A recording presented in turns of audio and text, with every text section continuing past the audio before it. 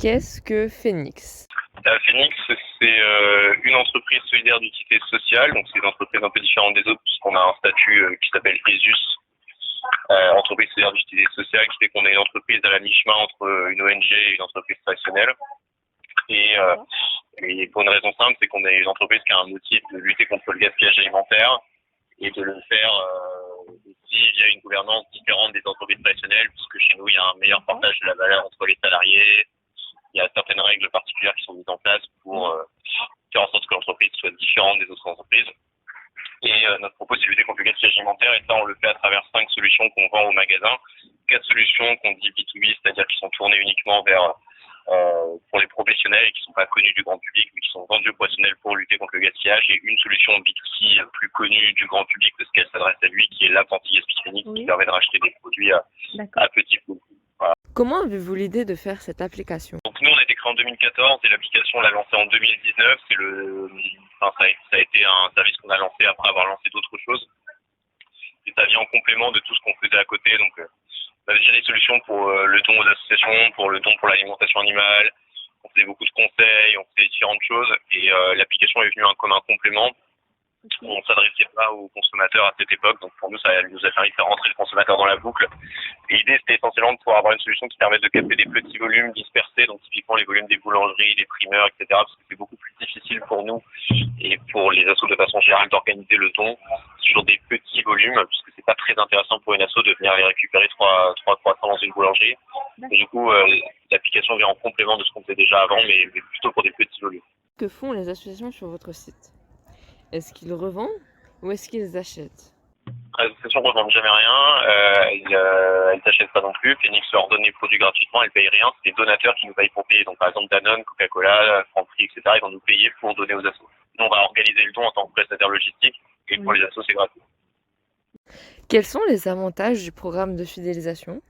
Sur l'application, l'idée c'est qu'on encourage les gens à utiliser l'application de façon assez régulière, d'autant que c'est quand même un moyen d'économiser en ce moment pas mal d'inflation. Donc l'idée, c'est plus de les fidéliser en tant que clients en leur donnant la possibilité de parrainer, de parrainer un proche, par exemple, pour avoir un bon d'achat. Oui. Et aussi d'avoir du coup des bons d'achat, des codes mensuels régulièrement pour des commerces, ceci pour les encourager à tester des nouveaux commerçants. Que faites-vous avec l'argent gagné? On le réinvestit, on réinvestit dans l'entreprise. On est une boîte en croissance, aujourd'hui on a 200 salariés, on est présent dans 6 pays, et donc l'idée c'est qu'on continue à grossir à recruter des gens de bon niveau, et puis s'étendre à l'international, notamment consolider notre présence internationale. Je pense qu'en France on a atteint un seuil, on est déjà assez nombreux, on est déjà bien structuré, mais le but c'est aussi d'être meilleur là où on est présent dans d'autres pays, donc surtout basé sur le recrutement et l'extension de façon générale.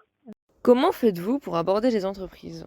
C'est parfois elles qui nous abordent parce qu'elles nous ont connus, soit par la pub, soit par la communication, le marketing, les réseaux sociaux, ou des gens en interne, soit c'est effectivement nous qui les contactons, avec ce qu'on appelle les key account managers, donc des collègues qui sont spécialisés dans le fait de travailler avec des grands comptes, pour aller chercher des grands comptes intégrés, des grands sièges d'entreprises de l'agroalimentaire, pour leur présenter Phoenix, convoquer des réunions, convaincre en interne, pour ensuite pouvoir vendre nos solutions aux bonnes personnes.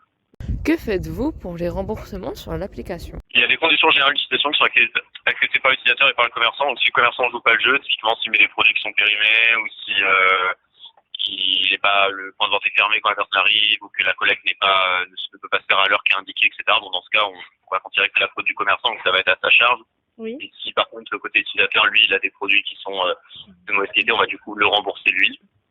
Par contre, si jamais le consommateur se plaint parce qu'il a tout simplement des fruits et légumes qui sont moches mais qui sont pas du tout pourris, dans ce cas on va pas procéder à un remboursement parce que l'utilisateur il accepte le fait qu'il sait pas ce qu'il y a dans son panier, que c'est un panier surprise. Par exemple, il peut pas se plaindre auprès de nous en disant c'est un panier surprise et je suis pas content de ce qu'il y a dans mon panier, on va pas le rembourser pour ça parce que c'est pas les règles du jeu.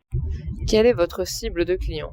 Cible de clientèle, nous on travaille toute la chaîne de valeur, donc du champ à l'assiette, c'est aussi bien avec le consommateur du coup à travers l'app, mais évidemment nos clients c'est principalement la grande distribution. Et de plus en plus, on bosse avec des industriels comme Riant, comme Lucky, etc., des industriels soit des produits laitiers ou même des fruits et légumes, des grossistes, des énormes entrepôts à Rungis. Enfin, voilà, on travaille de plus en plus. On travaille historiquement beaucoup avec la grande distribution. Oui. On travaille toujours beaucoup avec la grande distribution, mais on essaie de travailler aussi avec d'autres acteurs et principalement des industriels et des grossistes. Ça fait combien de temps que vous travaillez dans cette enseigne?